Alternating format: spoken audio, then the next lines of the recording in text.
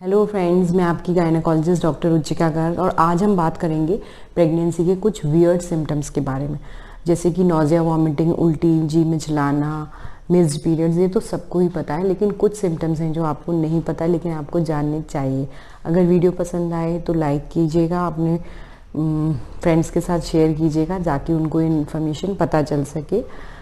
Comments के मैं कोशिश करूँगी जवाब देने के।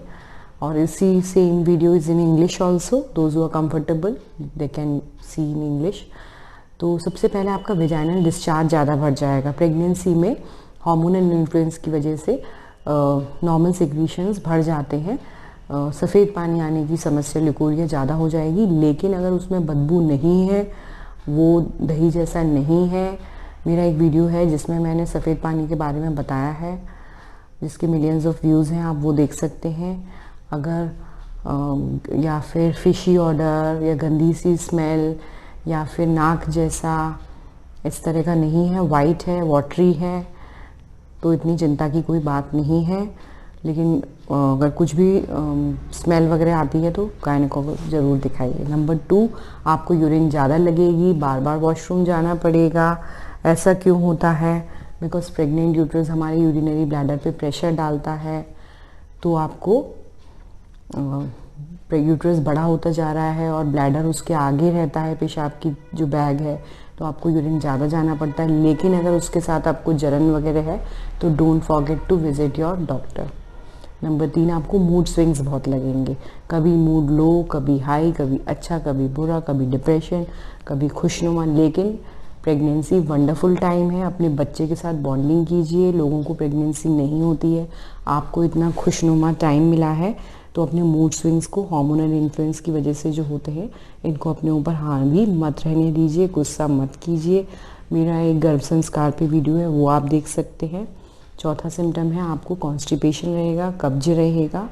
ये भी जो है हार्मोनल इन्फ्लुएंस की वजह से जो है हमारी इंटेस्टाइन्स की एक्टिविटी, मोटिलिटी, पेरिस्टालसिस कम हो जाती है। स्टोमक में फूड ज़्यादा देर तक रहता है, गैस्ट्रिक एम्प्टिंग टाइम बढ़ जाता है ताकि फूड ज़्यादा अच्छे से अब्जॉर्ब हो सके। इसलिए आपको कॉन्स्टिपेशन की परेशानी रह सकती है। पानी खूब पीजिए और अपने डाइट में खूब फ्रूट्स एंड वेजिटेबल्स यूज़ कीजिए। हमारी इंडियन डाइट में हम थोड़ी सी वेजिटेबल खाते हैं, खूब सारी रोटी मेन खाते हैं, फ्रूट्स बहुत कम खाते हैं। तो ग्रीन लीफी वेजिटेबल्स, जितनी सलाद, पत्ते, जितनी आप कुकड वेजिटेबल्स, अनकुकड किसी भी फॉर्म में आप लीजिए तो बहुत अच्छा रहेगा। फाइबर बढ़ाइए।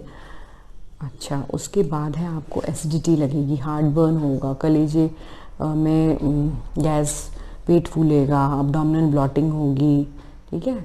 एसिड तेजाब बनेगा। क्यों होता है? क्योंकि जो प्रेग्नेंट यूट्रस है वो बड़ा हुआ है, उधर डायफ्राम है, उस पर प्रेशर डालेगा और वो इसोफेगस पे डालेगा तो रीगर्ज होगा। इसके लिए आप क्या कर सकते हैं? वॉक कीजिए खाने के दोनों टाइम बाद।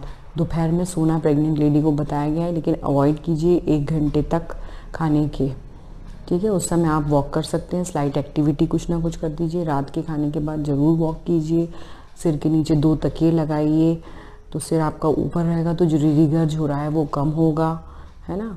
और फिर भी प्रॉब्लम है तो अपने डॉक्टर से कंसल्ट कीजिए। अब आता है कि आपको प्रेगनेंसी में टेम्परेचर बढ़ जाता है। ये भी थर्मोजेनिक इफेक्ट ऑफ प्रोजेस्टेरोन की वजह से होता है। थोड़ा सा ओव्यूलेशन के बाद भी टेम्परेचर बढ़ जाता है। अब आता है आपको थोड़ा सा नींद बहुत आएगी, थकान रहेगी, कमजोरी रहेगी, वीकनेस रहेगी, ऐसा लगेगा हमेशा पड़े रहें। ये भी प्रोजेस्टेरोन हार्मोन की वजह से होता है और शुरू के 3 महीने में बहुत कॉमन समस्या होती है, लेकिन बाद में प्रेगनेंसी आते आते ये कम हो जाती है। अब आती है थोड़ी सी ब्लीडिंग। तो इम्प्लांटेशन ब्लीडिंग जो है, जो आपके एक्सपेक्टेड मेंसेस थे, जो डेट थी उसके आसपास आ सकती है।